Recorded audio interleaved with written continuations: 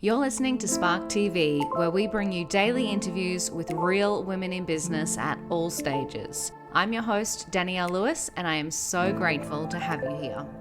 I just think sometimes it's so easy to get lost in your to-do list as a business owner. You need someone to kind of go to nudge you along a little bit and kind of not force, but like encourage you to keep that consistency and have that more high level objective view of your business.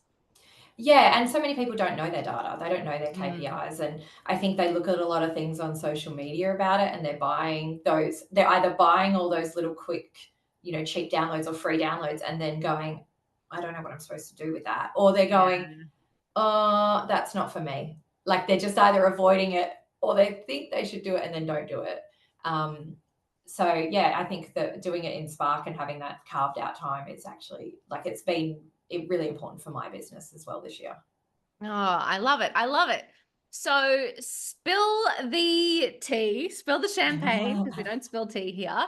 Tell us what's been some of the challenges that you have found over the last 7 years that maybe no one ever told you about.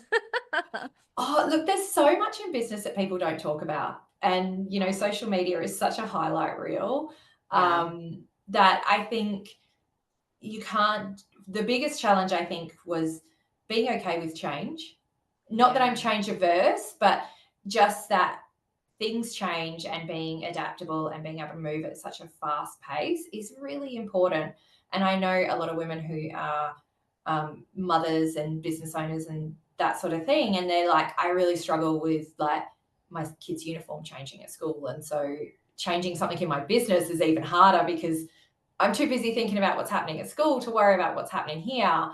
And, they can find it really challenging. And I definitely found that challenging. One of the challenges I personally encountered was that my husband and I, when we moved to WA, thought we'd instantly start a family, and that wasn't something that happened easily for us. But Mm. having said that, as we ventured down and did have success with IVF, thank goodness, Oh my God. um, No. I was really fortunate that I came across somebody in that world that said to me, just when you're really challenged, do what you're good at. And Wow. that has lived with me forever since then. Mm. And I think, that person wasn't in business. They weren't a business owner. That was like a medical professional who was just like, if this is really hard, just do something you're good at. And like, I think to them, it was a throwaway comment, but that really landed with me because then obviously we've experienced COVID. And so what do you do when that's a Yeah. challenge is you throw yourself into what you're good at. And I think that was a really big challenge for me personally to go through and to understand that in business we are whole people. We're not just business owners. Like there are Mm. personal things. And so yeah, that was a big challenge. Another one that I didn't really expect is that everyone tells you to get a business coach or a mentor or something. Oh, yes. And so I had avoided that for 5 years. And then in year 6, I thought, right, I'm ready. I'm going to do this. I've got my miracle child. I'm ready to grow the business. And I won't lie, I was scammed. I was Wow. scammed. I lost some money and it took time to recover. And, I had done my due diligence on them, I thought, or at least I thought I had. So, Yeah. I think it was just knowing to pick myself up, dust myself off, and follow my intuition on things, not just blindly follow other people.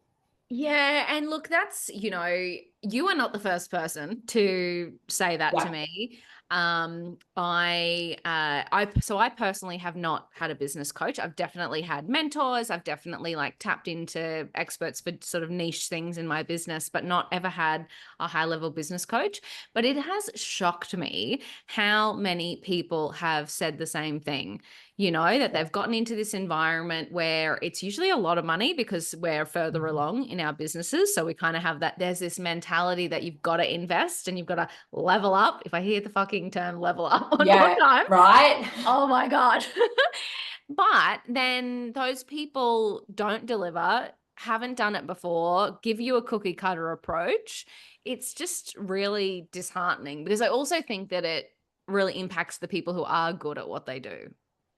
Yeah, and I think it makes it really hard to then identify who is good at what they do Yeah. because the ones that are good aren't loud.